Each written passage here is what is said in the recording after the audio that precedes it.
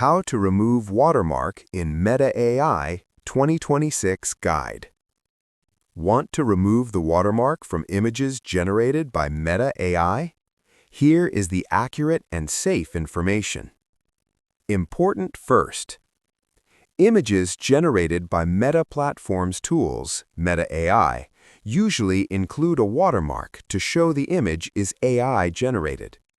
There is no official built-in option in Meta AI to remove the watermark directly. AKN, what you can do. Basic methods. 1. Crop the image. Open the image in your phone gallery. Tap Edit, then Crop. Crop the area where the watermark appears. Save the image. This works only if the watermark is near the edges. 2. Regenerate the image. Better method. Go back to Meta AI. Regenerate the image with a different layout or framing. Sometimes the watermark appears in a less important area. Banned. Avoid third-party watermark remover apps.